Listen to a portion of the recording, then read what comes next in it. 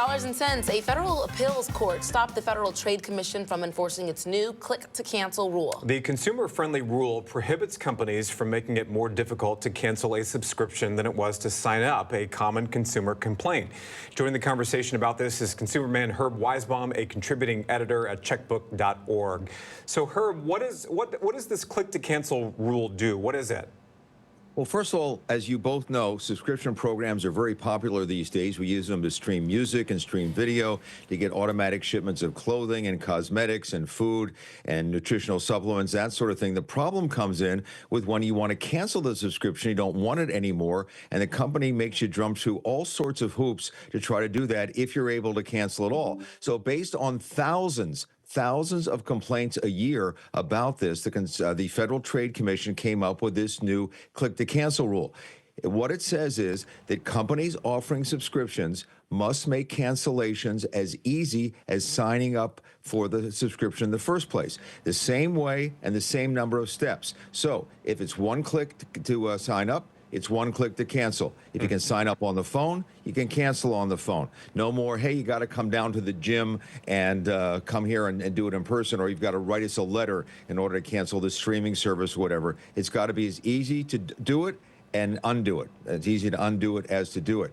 Also, companies would have also been required to disclose a lot of information up front, clearly and conspicuously, about recurring charges, the deadline to cancel, and price increases, important information that somebody needs to know when they make a commitment to an ongoing subscription.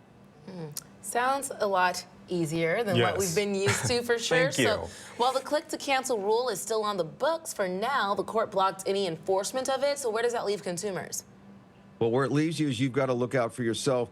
Some companies have already made changes, which is the good news, because 2 states, California and New York, enacted their own basically click-to-cancel rules in their states, and very big states, so the companies are going to have to follow that in those states, and it probably will trickle out, especially on web kind of subscriptions all across the country. But right now, nothing is basically happening with the Federal Trade Commission. Their rule has been stopped by this court.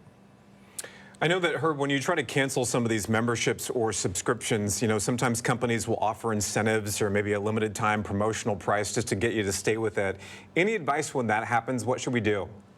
Well, that's a tactic some people use to get better deals for their cable or something like that. If you really want the service or product and keep the subscription, that's a great way to get a lower price. But if you really don't want it, you cancel it, then the reason you cancel it is because you don't use it or you don't want it, then stick with your guns and cancel and just go through with it. And by the way, I just wanted to share, because I have these for everyone, we put together, Checkbook, some subscription tips.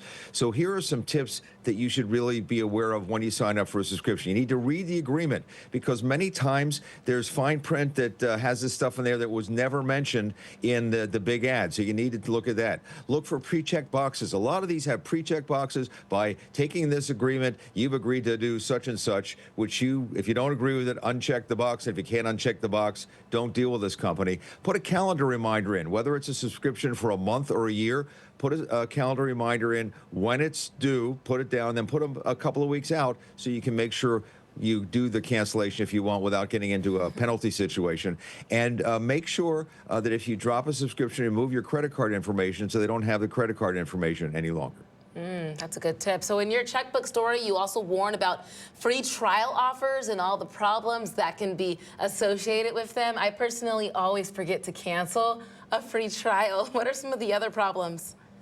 Yeah, some serious problems with free trial. I did a lot of reporting on this when I was back at KOMO. People sign up and they don't realize that they've obligated themselves, normally because it's in the fine print of that check box, that by getting the free sample, you've automatically signed up for a recurring subscription service. And in some cases, with the really scummy companies, they'll say you only have 2 weeks to cancel, but you don't get the first product until 3 weeks. So you have no idea that it's a really lousy product, and then they give you the runaround, the whole routine. So if you really want the free product that's from a reputable company, consider it. But there's no free lunch. You know that. There's a reason why they're doing this. And if they're going to sign you up to a subscription, I'd be very careful about it and maybe decide to do something else. So what do you do in that circumstance where you're getting the runaround or the company keeps charging you for a subscription after you cancel it? What do you do? I would do one of two things. I would file a complaint with the Federal Trade Commission or our State Attorney General's office or possibly the Better Business Bureau may be able to help you. And see, that's a really important tip you mentioned about paying. Checkbook Advice is always paying for subscription services using a credit card. If there's a problem, the charge is pulled aside when you complain to the credit card company. You're not paying for it. With a debit card, you're giving that company the keys to your bank account, your checking account. They keep sucking money out. It's going to be a lot more difficult to get any of that money back or whatever you need to do. Only use a credit card for these kinds of transactions. Only use a credit card. So last year, the FTC sued Amazon, accusing the company of enrolling customers in its Prime program without their consent and making it difficult for them to cancel their subscriptions. This is a charge that Amazon has denied. Is that case still moving forward? It is. This court ruling has nothing to do with the case whatsoever. According to Courthouse News Service, the initial trial is set to begin at the end of September.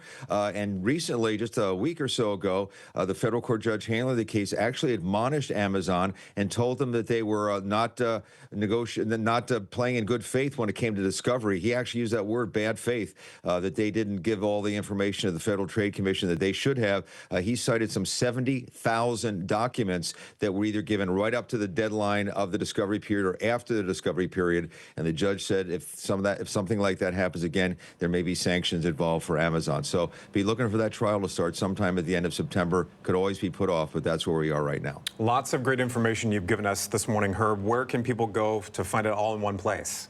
Have it right on my story and checkbook.org. You can find it right there, and you'll always find me at consumerman.com. If you want to write me a note or say something, just go to the website. I answer every single email that comes in from people, unless they say, hey, you don't look as handsome as Steve or something. Other than that, I tend to answer all the emails. Hilarious. Thank you so much. Great tips. Have a good weekend, guys. You too. Have a good one. I'm going to go through a list of all my subscriptions right now and check the terms. And also probably make some cancellations. As he was talking, I was sort of like trying to rack up all the ones that I've signed up for and the ones that you automatically, keep your credit card information on just to make it easier when you go back to the account. We got to stay on track of that stuff. We have to. Sometimes those companies can be super sneaky. But good thing we've got Herb Weisbaum, right? That's right. He's always watching out for us.